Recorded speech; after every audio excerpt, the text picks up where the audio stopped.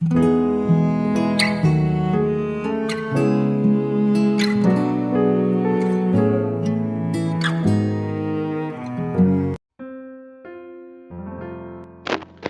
saudara yang dikasihi Tuhan Yesus. Dimanapun saudara berada, saya menyapa saudara yang ada di Indonesia, dari Sabang sampai Merauke, dari Miangas sampai Pulau Rote, dan saudara yang ada di Malaysia, di Kamboja, di Singapura, dan dimanapun berada. Senang sekali berjumpa kembali menjumpai saudara semua. Saya percaya kita semua tetap berada di dalam kasih dan penyertaan Tuhan kita, Yesus Kristus. Selamat datang kembali di channel Pokok Anggur bersama saya Yosia Krisbianto. Mari saudara, sebelum kita bersama-sama merenungkan firman Tuhan, mari terlebih dahulu kita bersatu di dalam doa. Bapa di surga, Bapa yang baik, Bapa di dalam nama Tuhan Yesus, kami bersyukur buat segala kebaikan-Mu hari ini ya Tuhan. Terima kasih buat penyertaan Tuhan yang begitu sempurna bagi kami. Dan saatnya kami rindu untuk merenungkan firman-Mu. Ajar kami ya Tuhan untuk mengerti dan memahami segala kehendak Tuhan bagi kami. Mari ya Tuhan, terangi hati kami dengan firman-Mu, terangi hati kami dengan firman Tuhan. Terima kasih ya Tuhan. Ini doa kami hanya di dalam nama Tuhan Yesus kami berdoa. Amin. Baik saudara, kita akan membaca bersama di dalam Yeremia 9 ayat yang kedua bagian A. Sekiranya di padang gurun aku mempunyai tempat penginapan bagi orang-orang yang sedang dalam perjalanan, maka aku akan meninggalkan bangsaku dan menyingkir daripada mereka. Saudara, kita sudah dipilih Tuhan untuk menerima anugerah terbesar dalam hidup ini, yaitu keselamatan kekal melalui karya penebusan Kristus di kayu salib. Sebagai orang-orang yang telah diselamatkan karena pengorbanan Kristus di kayu salib, tidak berarti perjalanan hidup kita akan bebas dari masalah, luput dari ujian dan tantangan, atau jalan hidup kita akan semulus jalan tol.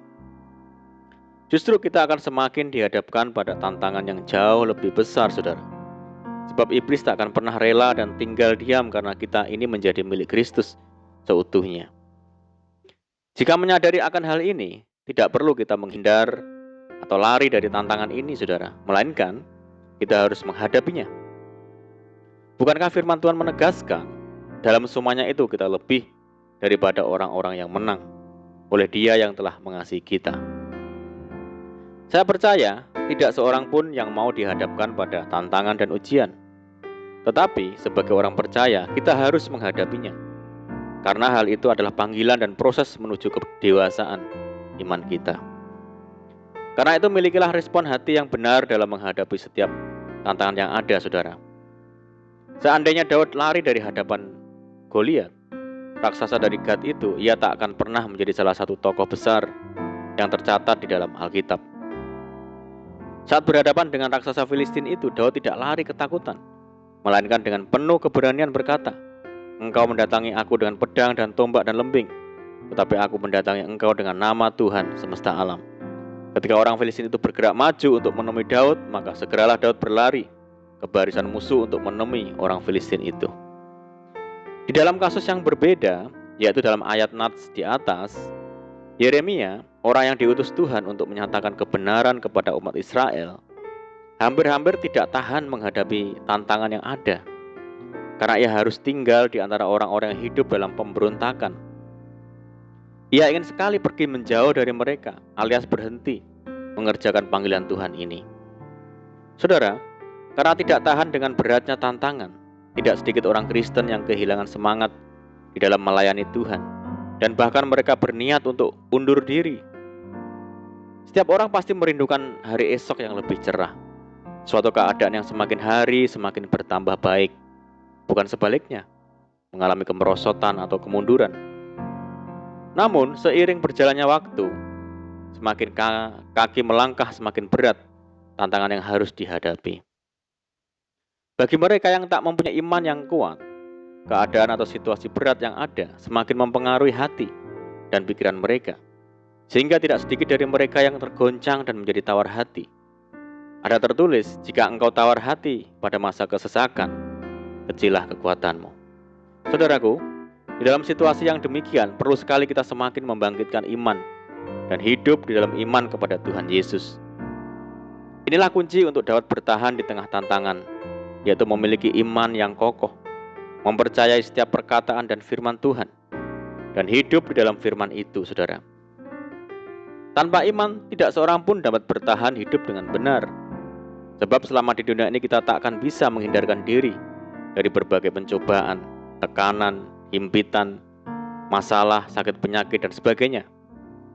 Orang yang tidak benar adalah yang tidak hidup oleh iman, karena ia telah mengundurkan diri dari kasih karunia Tuhan dan hidup menurut kehendaknya sendiri, sehingga dengan akal dan kekuatan sendiri berusaha untuk menyelesaikan segala persoalan yang dihadapinya.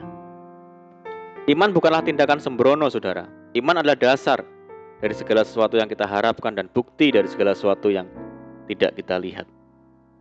Meski berada di tengah tantangan yang berat sekalipun, orang yang memiliki iman tidak akan pernah menyerah kepada tantangan atau keadaan yang ada, apalagi sampai putus pengharapan, sebab ia berkeyakinan bahwa Tuhan turut bekerja di dalam segala sesuatu untuk mendatangkan kebaikan. Firman Tuhan berkata, marilah kita teguh berpegang pada pengakuan tentang pengharapan kita, sebab Ia yang menjanjikannya setia. Mari saudara, kita teguhkan iman dan pengharapan kita kepada Tuhan, sehingga kita tetap mampu dan kuat menghadapi tantangan apapun di dalam hidup ini. Amin. Puji Tuhan, mari kita berdoa. Bapa di surga, Bapa yang baik, Bapa di dalam nama Tuhan Yesus, terima kasih Tuhan buat firman-Mu. Ajar kami ya Tuhan untuk senantiasa hidup dalam iman dan pengharapan kepada Tuhan. Kuat dan kokoh berdiri di atas dasar yang tak tergoncangkan, yaitu firman Tuhan. Sehingga kami menjadi pribadi yang bertahan dan menang menghadapi tantangan. Mampukan dan tuntun kami ya Roh Kudus untuk hidup di jalan Tuhan dengan setia. Saat ini kami berdoa bagi saudara kami semua yang mendengar program ini yang di Indonesia, dari Sabang sampai Merauke, yang di Malaysia, dan dimanapun saudara kami berada yang sakit, Tuhan sembuhkan di dalam nama Yesus. Yang hidup dalam tekanan, kesulitan, persoalan, mari Tuhan tolong mereka. Bebaskan mereka, berkati dan pulihkan hidup mereka. Buka jalan di dalam nama Tuhan Yesus. Tuhan memberkati mereka dalam rumah tangga, pekerjaan, bisnis, pendidikan, dan apapun yang dikerjakan. Berdoa bagi saudara kami yang hidup dalam ikatan dosa. Mari Tuhan lepaskan di dalam nama Tuhan Yesus. Berdoa bagi bangsa kami Indonesia saat ini menghadapi pandemi. Tuhan tolong berikan belas kasihan Tuhan bagi bangsa kami, sehingga bangsa kami dapat mengatasi. Berdoa untuk program vaksinasi nasional. Tuhan tolong, Tuhan berikan kelancaran bagi bangsa kami. Dan kerinduan kami mohon belas kasihan Tuhan, kiranya pandemi global ini segera berakhir, sehingga kami boleh kembali lagi hidup normal dan menjalankan aktivitas secara normal kembali. Terima kasih Tuhan. Ini doa kami percaya Tuhan mendengar seruan doa kami hanya di dalam nama Tuhan Yesus. Kami berdoa. Amin. Puji Tuhan saudara, kita sudah berdoa, saya percaya saat ini kita dikuatkan dan diberkati. Mari kita tetap semangat di dalam Tuhan, jangan berputus asa. Tetap berdoa, bersukacita senantiasa, sebab di dalam Tuhan kita sanggup melakukan segala perkara. Selamat malam dan selamat beristirahat. Doa saya menyertai saudara semua. Tuhan Yesus memberkati. Haleluya.